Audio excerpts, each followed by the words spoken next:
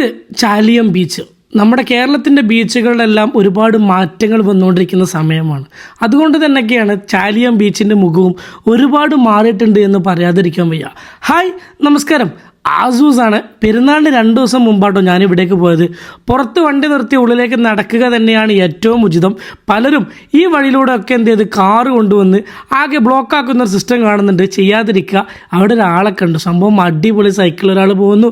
നടന്ന് ഏകദേശം ഞങ്ങളിത് ഈ ഭാഗത്തേക്ക് എത്തിയിട്ടുണ്ട്. കേരള ടൂറിസം വികസനത്തിൻ്റെ പാതയിലേക്ക് നോക്കുമ്പോൾ ഈ ഒരു ചാലിയം ബീച്ച് നമ്മുടെ കേരളത്തിന് വലിയൊരു പൊൻതൂവൽ തന്നെ സമ്മാനിക്കും. പക്ഷേങ്കിൽ ഇതൊക്കെ എത്രയും പെട്ടെന്ന് തുറന്നു കൊടുത്ത് ആളുകളെ കൂടുതൽ ഇങ്ങോട്ട് അട്രാക്റ്റീവ് ആക്കാൻ വേണ്ടിയിട്ട് നമ്മുടെ ആൾക്കാർ ശ്രമിക്കണം എന്നുള്ള ഒരു ചെറിയ നോട്ട് കൂടി ഇതിൻ്റെ കൂടി ഞാൻ ഉൾപ്പെടുത്തട്ടെ. പക്ഷേ ഭംഗിയുടെ കാര്യത്തിൽ, അട്രാക്ഷൻ്റെ കാര്യത്തിൽ, ഇതിൻ്റെ എൻജിനീയറിങ്ങിൻ്റെ കാര്യത്തിൽ ഒരു വല്ലാത്ത വിസ്മയം തന്നെയാണ് ചാലിയം ബീച്ച്. കാരണം അതിൻ്റെ ഭംഗി ഒട്ടും പോവാതെയാണ് അതിൻ്റെ കൺസ്ട്രക്ഷനും കാര്യങ്ങളൊക്കെ നടന്നിട്ടുള്ളത്. അഴിമുഖം മുതൽ നമുക്ക് ഒരുപാട് നേരം സംസാരിച്ചിരിക്കാനും, പിന്നെ ഒരു ഓപ്പൺ ജിമ്മ്, പിന്നെ ഇവിടുത്തെ കടലിനെ തന്നെ ഭയങ്കര പ്രത്യേകതയാണ്. കോഴിക്കോട് അറിയാം വ്യത്യസ്തമായ ബീച്ചുകൾ ഉണ്ടെങ്കിലും ചാലിയം ബീച്ച് ഇത്രയും കാലം ഒന്നുമല്ലായിരുന്നു. ഇപ്പം എന്തൊക്കെയോ ആണ് എന്നുള്ള കാര്യത്തിൽ ഒരു സംശയമില്ല. ഈ വെള്ളം അടിക്കുന്നത് കാണാനൊക്കെ അതിൻ്റെ എൻഡിലേക്ക് വരണം.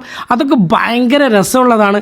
അപ്പോൾ ഇത് എത്രയും പെട്ടെന്ന് ഇതിൻ്റെ ബാക്കി കൊട്ടേഷൻസും കാര്യങ്ങളൊക്കെ എടുത്ത് ജനങ്ങൾക്ക് കംപ്ലീറ്റ്ലി തുറന്നു കൊടുത്താണ്ടല്ലോ ഒരു രക്ഷയില്ലാത്ത രീതിയിൽ ഇത് മാറും.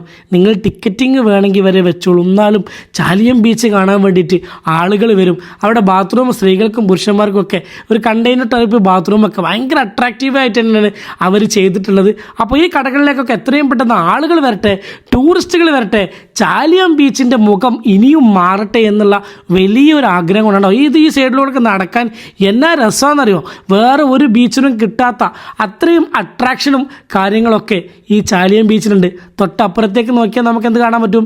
ബേപ്പൂര് ബീച്ചും കാണാൻ പറ്റും. അപ്പോൾ മാറ്റങ്ങൾ വീണ്ടും സ്പീഡായിട്ട് നടക്കട്ടെ. നിങ്ങളുടെ ഫാമിലിയും കൊണ്ട് പോകണേ. താങ്ക്